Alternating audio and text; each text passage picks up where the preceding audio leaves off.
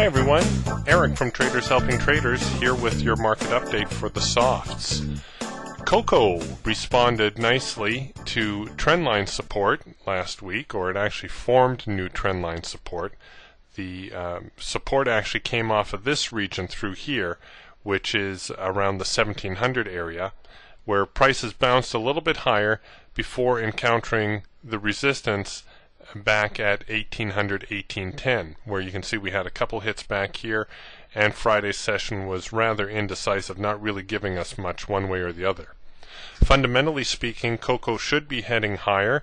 There's some very strong supply issues in this market, some threatening supply issues, I should say, and therefore we could probably expect prices to rally. I still like the entry here above the 1820-25 region.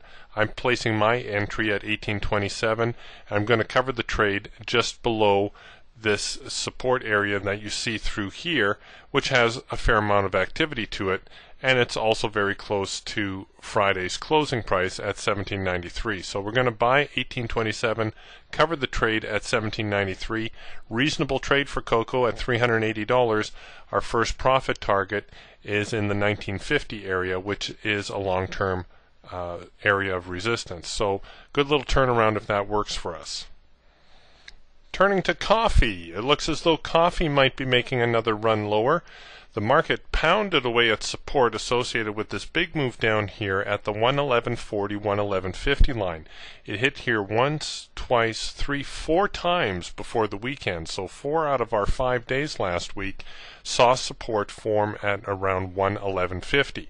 Now the market is in a downtrend, and while we may see the prices bounce higher from here, remember, it is not our job to predict what the market is doing, rather just to get in a position to take advantage of a move lower.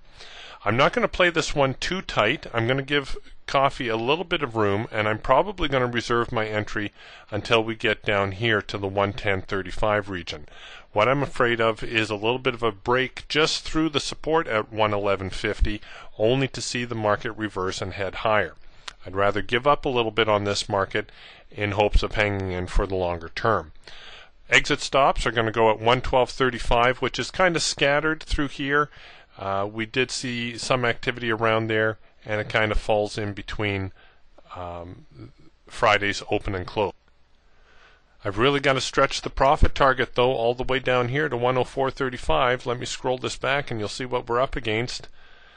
This is our profit target down here, but we also have support through here at the 108, 107.5, 107.50 region, as well as possible support coming way back here at around the 105.60, maybe the 106 area. So we will have to keep close tabs on this market, and again, it is coffee, so you never can be too sure what you're going to get from here. DMI, very strong, looking very promising, and RSI a little less decisive, but still we could see a turn lower from here.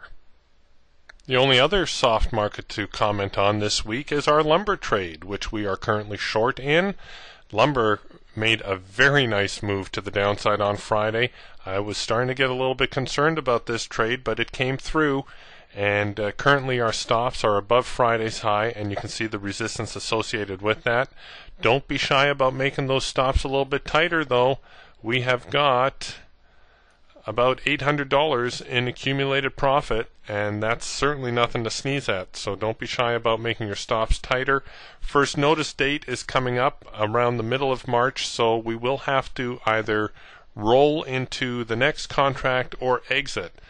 As you can see, RSI is a little bit in the oversold region, so we might be seeing some support soon. And DMI still looking reasonably strong, and therefore, you know, it might be safe to try to trail a stop a little bit further. But as I mentioned, don't be shy about getting those stops in tighter still. And that's your market update for the soft complex.